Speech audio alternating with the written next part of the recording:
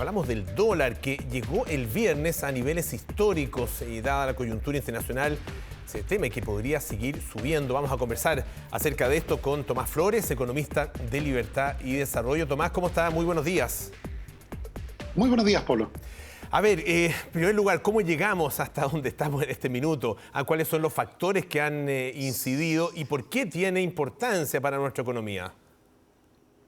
Bueno, yo te diría que, efectivamente el día viernes en bolsa electrónica el tipo de cambio cerró en 8,75. En el interbancario cerró yo creo en 8,77, que son los niveles más altos que hemos visto en los últimos 4 años prácticamente. Incluso más que la pandemia, incluso más que durante el periodo de violencia. Tenemos en ello varias razones. Una de ellas es que efectivamente la semana pasada fue la semana de los bancos centrales. Subió la tasa de interés del Banco Central americano, el Banco Central de Inglaterra, hasta el Banco Central suizo. Eso efectivamente generó temores de recesión para los Estados Unidos y para otros países. Y ante esa recesión, efectivamente, el precio de varios commodities cayeron, entre ellos el cobre, Polo. Y ahí, de hecho, estoy viendo ahora el mercado que ya está abierto. Y en el caso del cobre no hay buenas noticias. Rompimos la barrera de los $4. En este momento en Londres se está transando en $3,96. Hoy día el cobre es el commodity que está dentro del grupo de los que más se está cayendo. Entonces, viendo efectivamente esto, más la evolución del dólar con respecto a otros países, yo creo que hoy día, efectivamente, Pablo, pasamos los 8,80 en tipo de cambio. ¿Te fijas? Entonces, yo te diría que el contexto internacional, efectivamente, en parte nos está explicando esto, más a otras razones locales que podemos ver en detalle si tú quieres. Claro, esto tiene efectos, por supuesto, tiene efectos en lo inmediato, qué sé yo, para los exportadores, que es más bien positivo, pero muy negativo para la compra de cierto tipo de productos importados. ¿De qué manera esto va, por decirlo así, circulando en la economía? ¿Cuáles son los efectos de mediano plazo que va teniendo un alza como la que estamos viviendo en el dólar? Bueno, lo primero, Polo, es que cerca entre el 70 y el 75% de la canasta del IPC se compone de bienes importados. Importamos alimentos, ¿te fijas? Ya lo hemos visto con el aceite, con el trigo, etc. Importamos vestuario, calzados, electrónica, y por tanto este aumento de tipo de cambio indudablemente se mete dentro de la canasta completa. Porque a pesar de que hay otros productos que no dependen directamente del dólar, como por ejemplo servicio de carpintería. O sea, si tú contratas a alguien que vaya a arreglar los muebles a la casa, y claro, es un servicio no transable, pero ese amigo está viendo cómo le suben otras cosas de su canasta familiar y por tanto te va a cobrar un poco más caro.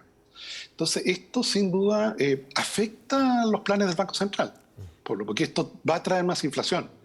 Y por tanto, es un dolor de cabeza adicional que el Instituto Emisor va a tener justamente en relación a la tasa de interés, que probablemente la va a tener que volver a subir en la reunión que va a tener en unos días más. Por lo tanto, uno podría prever, tal como lo dijo el Banco Central, que el ajuste va a continuar, pero deberá continuar con la misma fuerza con la que viene, es decir, con alzas de tasas importantes, la última fue de 75 puntos base, o esto debiera ir atenuándose, pensando también en lo que se ha pronosticado para el próximo año, que es definitivamente una recesión. Sí, Polo, muy importante tu pregunta, porque en el caso americano, te fijas que la subieron la tasa de interés la semana pasada. Hay un mea culpa, de hecho, de su expresidenta, que ahora está en el Tesoro, de que actuaron tarde. En el caso de los americanos, actuaron tarde. En el caso chileno, el Banco Central nuestro empezó a subir la tasa hace ya casi un año atrás. Hoy día, Polo, si queremos hacer una similitud, estamos a sablazos con la inflación. O sea, efectivamente, el Banco Central ha subido cerca de 8 veces la tasa de interés. El gasto público está cayendo 25%. O sea, las dos herramientas más importantes para combatir la inflación están con los sables desenvainados.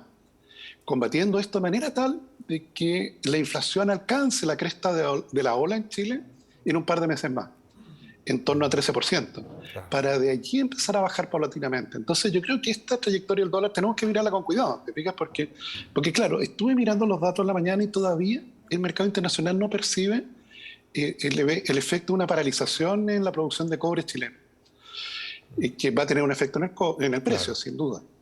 ¿Te fijas? Igual no es buena noticia, Polo, O sea, lo que perdemos por producción de cobre es más que lo que ganaríamos por aumento del precio.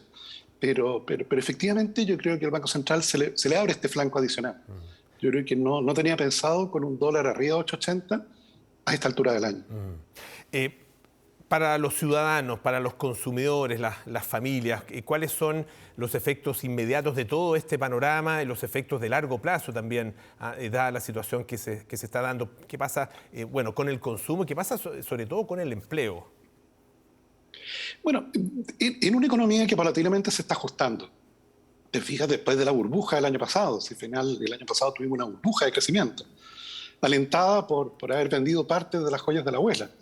Te fijas, o sea, cuando sacamos los fondos previsionales y los gastamos, ese dinero salió del ahorro nacional. Bueno, por cierto, es ahorro de cada uno de nosotros, de cada uno de los trabajadores, pero indudablemente eso generó un fenómeno por lo que no se había visto que no se vio en otra parte del mundo. Listas de espera para comprar autos nuevos. Eso en una economía que venía saliendo de la recesión de la pandemia no es normal eso. ¿Te fijas? Y bueno, estamos pagando las cuentas de ello. El temor que tengo, Polo, es que este efecto sobre el empleo, que efectivamente tú señalas, va a alentar de nuevo este tipo de políticas públicas. ¿Te fijas? No me extrañaría que en algunas semanas más de nuevo, efectivamente, empezaran las presiones para retiros de fondos provisionales. Si eso llega a prosperar, te fijas, el último lo logró frenar el ministro de Hacienda, pero si eso llega a prosperar, ahí la cosa es mucho peor. Ahí la inflación va a estar por arriba del 15%. ¿Te fijas? Entonces, es un equilibrio que es delicado en términos de cómo lograr este aterrizaje suave, de lograr a sablazo combatir la inflación sin llevar a la economía chilena a recesión. Tú lo señalas, y hoy día es el escenario más probable para el próximo año, pero aún queda medio año para hacer cosas que podrían evitar que eso ocurriese. Eso le quería preguntar, Tomás, ¿qué se puede hacer? Porque este es un panorama global, claro, con componentes que son internos, domésticos, propios de nuestro país, pero es un panorama global contra el cual es difícil luchar. El alza del dólar que se está manifestando, la baja ahora en el precio del cobre, a lo mejor eso se va a revertir una vez ya que se tome nota de lo que se viene, ¿no es cierto?, a partir del anuncio del gobierno del cierre de la fundición Ventanas, pero ya vamos a ver qué pasa con eso.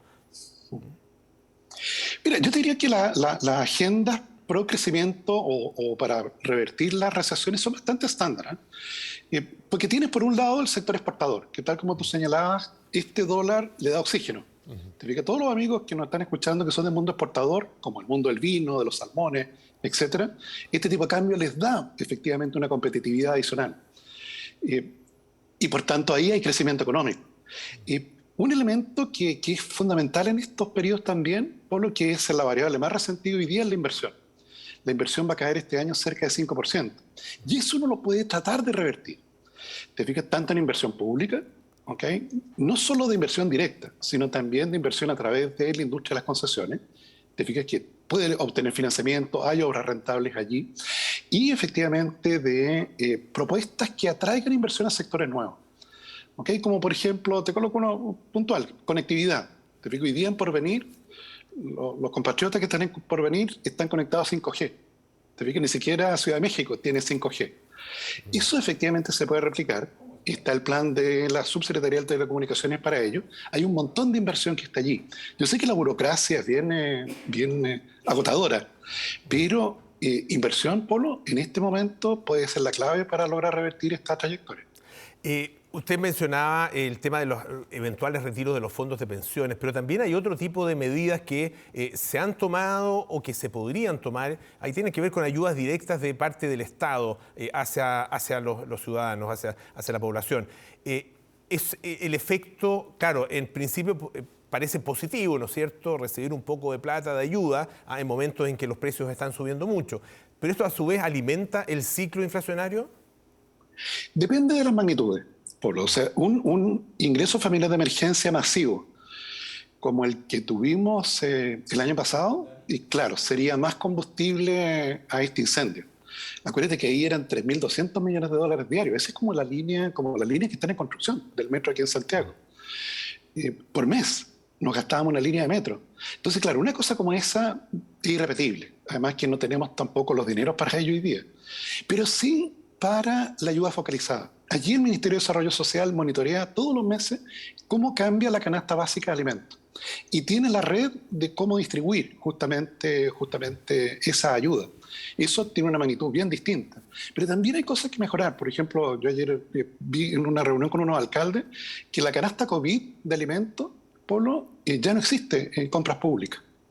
Te fijas, hay varios alcaldes por su cuenta que efectivamente para poder enfrentar este proceso han tratado de comprar la canasta COVID, que en su momento, acuérdate que fue bien exitosa. ¿Te fijas? En términos de poder llegar justamente al hogar con alimentos, bueno, eso hoy día no está disponible. ¿Te fijas? No lleguemos tarde de nuevo. ¿Okay? O sea, yo creo que desde ese punto de vista aprender de lo que nos costó la vez pasada. Y no solo no llegar tarde de nuevo, sino que acuérdate que uno de los problemas que teníamos es que llegábamos a un domicilio, tocábamos el timbre y había 2 hogares ahí. O sea, también ahí hay un rol para informática, para el tema de conocimiento de datos del gobierno. Perfecto. Tomás Flores, muchísimas gracias por estar esta mañana aquí en Tele 13 AM. Que tenga muy buenos días. Encantado, Polo. Muy buenos días.